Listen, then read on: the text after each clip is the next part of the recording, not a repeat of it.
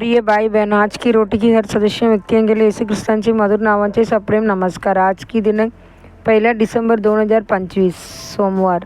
जो मार्गदर्शन करतो, मग परमेश्वर एकटाच त्यास पुढे चालवित होता। व्यवस्था विवरण 32 अध्याय 12 वचन। आपण आनंदाने हाकातो गायो, परमेश्वरा आम्हास मार्गदर्शन करणारा सर्वशक्तिमान देव।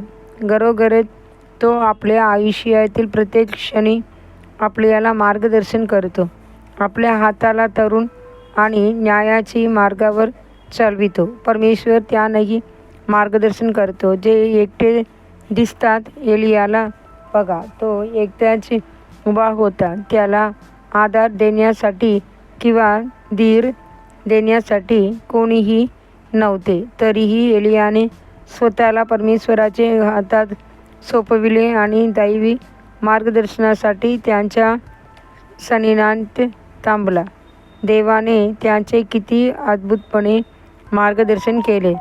दुष्काळाच्या काळात कावळे त्याला दररोज भाकर आणि मांस आणून देत आणि तो केरीत नावाची ओढ्यातील पाणी पीत असे। नंतर जारपत येथील एका विधवेकडून त्यांची गरजा अद्भुतरीत्या पूर्ण करण्यात आलेला प्रत्येक दिवस देवाचे चमत्काराने भरलेला होता।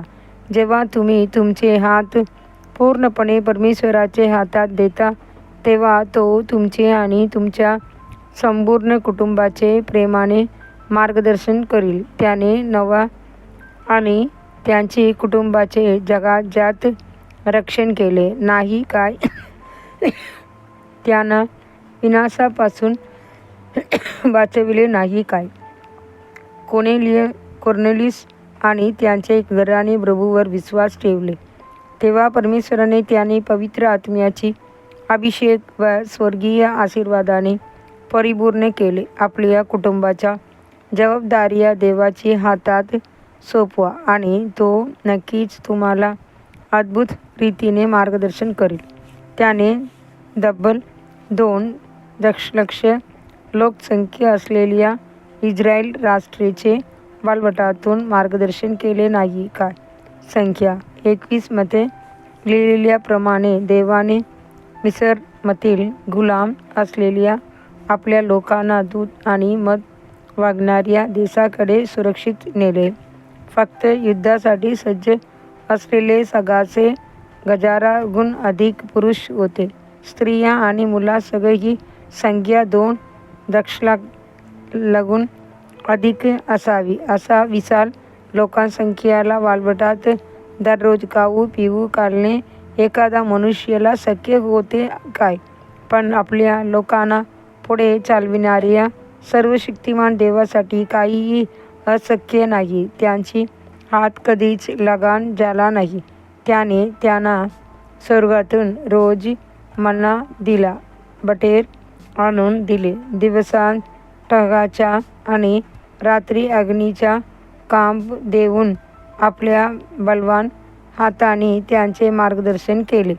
प्रिय देवाची लेकरा, आपला प्रभू कधीही बदलत नाही। मी जो आहे तसेच आहे असे म्हणणारा तो देव आजही तुमच्या सोबत आहे आणि प्रत्येक पाऊल तुम्हाला मार्गदर्शन करील। आणखी ध्यानासाठी वचन, मी तुला समज देईन आणि तू ज्या मार्गाने जाऊन पाहिजे त्यात तुला शिकवीन। माझ्या डोळ्यांनी मी तुझे मार्गदर्शन करीन। स्तोत्र 32 अध्याय 8 वचन। आजचे बायबल वाचन सकाळी एजेकिएल 40 अध्याय 41 अध्याय, संध्याकाळी 2 पत्र 3 अध्याय। धन्यवाद।